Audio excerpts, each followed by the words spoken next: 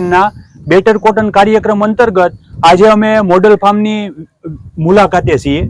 એમાં આજે જયસુખભાઈ ડોબરિયા છે એમને અમે મોડલ ફાર્મનો ડેમો આપેલો છે। એમના દ્વારા આજે 3 બેરલ જીવામૃત બનાવવામાં આવશે। તો જીવામૃત વિશે હું સુરેશભાઈ બરવાળિયાને વાત કરું કે એ જીવામૃત કેવી રીતે બનાવવું, એનો ઉપયોગ શું છે, એમના વિશે થોડીક માહિતી આપે। જીવામૃત બનાવી છે એમાં 10 લીટર ગૌમૂત્ર હોય, 10 લીટર ગાયનું સાણ હોય, 1 કિલો ગમે બેસન લોટ હોય, 1 કિલો ગોળ, બધું મિશ્રણ કરી 8 દિવસ મૂકી દેવાનું।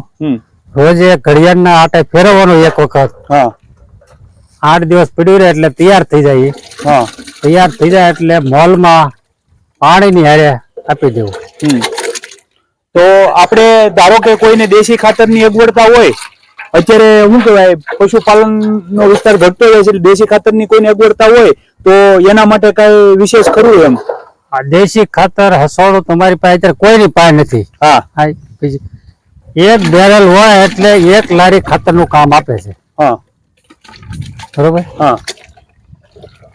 આમ જોઈએ તો સુરેશભાઈ મોટા ભાગની વાત કરી, છતાંય હું થોડીક વાત કરું કે ભાઈ જે આ આપણે જીવામૃત છે એમના વિશે। તો જીવામૃત છે એ આપણે 200 લીટરનું બેરલ આપણે બનાવીએ, એમાં આપણે દેશી ગોળ નાખી કિલો, પછી શેણાનો લોટ નાખી, કોઈ પણ કઠોળનો લોટ હાલે, શેણાનો લોટ હાલે અને કોઈ પણ કઠોળનો લોટ હાલે, અથવા તો આપણે કોઈ વડ અથવા તો પીપળા નીચેની માટી કે જ્યાં અવાવરું જગ્યા હોય, ક્યારે રાસાયણિક દવાનો છંટકાવ ન થયો હોય એવી જગ્યાએથી લેવાનું અને 10 લીટર ગૌમૂત્ર અને 10 લીટર દેશી ગાયનું સાણ એનો ડોયો કરી અને અત્યારે જો જયસુખભાઈ આપણે શેણાનો લોટ ભેળવે જ છે। આમ જોઈએ તો જીવામૃત છે એ આપણે જે સૂક્ષ્મ જીવાણુ છે એમનો ખોરાક છે। શું છે સૂક્ષ્મ જીવાણુનો ખોરાક? એટલે આમ જોઈએ તો અવશ્યનો ખોરાક જ કહેવાય। એટલે આપણા ખેતરમાં જો સૂક્ષ્મ જીવાણુનો વધારો કરવો હોય તો એના માટે આપણે જીવામૃત 2.5 વીઘે 1 બેરલ પાવાની ભલામણ છે। કેટલી? હું જયસુખભાઈને વિનંતી કરે કે એ થોડી ઘણી શું કહેવાય જીવામૃતથી હું ફાયદાઓ થાય એના વિશે 2 મિનિટ વાત કરશે। આપણે આ જીવામૃત બનાવવાની પદ્ધતિ ચાલુ છે। એમાં આપણે સાણ નાખ્યું ગાયનું, પછી ગૌમૂત્ર નાખ્યું, પછી આ ગોળનું પાણી છે, પછી શેણાનો કોઈ પણ કઠોળનો લોટ હોય છે। આ બધું કરવાથી જીવામૃત દર અઠવાડિયે તૈયાર થઈ જાય છે। પછી આપણે એને પાણી હારે આપી દેવાનું થાય છે। તો જયસુખભાઈ મારે તમને એ પૂછવાનું છે કે ધારો કે આપણે શિયાળો, ઉનાળો અને ચોમાસું હોય એની કોઈ સમય મર્યાદા ખરી આ તૈયાર થવાની? શિયાળામાં 15 દિવસ લાગે, ઉનાળામાં 8 દિવસ લાગે, ચોમાસામાં 8 થી 10। કોઈ પણ પાકમાં આપી શકીએ? કોઈ પણ પાકમાં આપી શકો તમે। આપણે આ દેશી ખાતર આપો ને એની કરતા વધારે આ કામ આપે। તમે આ જીવામૃત સિવાય કોઈ આપણે ઘરગથ્થુ દવા કે કોઈ જૈવિક ખાતર કે એવું કઈ બનાવો છો? આપણે જીવામૃત બનાવી, ધન જીવામૃત બનાવી, પછી ઉપર છંટકાવ માટે અગ્નિઅસ્ત્ર, અજમાસ્ત્ર, એ બધું આપણે શું કહેવાય આ કપામાં આવે થ્રીપ ને એવું બધું એનું નિયંત્રણ કરે। સરસ। આગળ મારે તમને એ પૂછવું છે કે ધારો કે આપણે કોઈ પણ પાકમાં કોઈ પણ ટેજે તો આને આપવું હોય તો એમનું માપ કઈ ખરું એમ? એટલે એને પાવા માટે જ આપે, આવો આપે અને 1 એકરે એટલે 2.5 વીઘા, 2.5 વીઘામાં 1 બેરલ પાણી આપી દેવાનું પાણી સાથે। ઉપરથી જો કોઈ ખેડૂતને છંટકાવ કરવો હોય તો ચાલે, કપમાં 1 લીટર 1.5 લીટર નાખીને છંટકાવ કરી દેવાનો। આની સિવાય જીવામૃત સિવાય કોઈ પ્રોડક્ટ બનાવીને તમે વાપરો છો? હા, આપણે ધન જીવામૃત, પછી ઉપર છંટકાવ માટેની બધું બનાવી જ છે। આંકડાસ્ત્ર કે એવું કઈ વાપરો?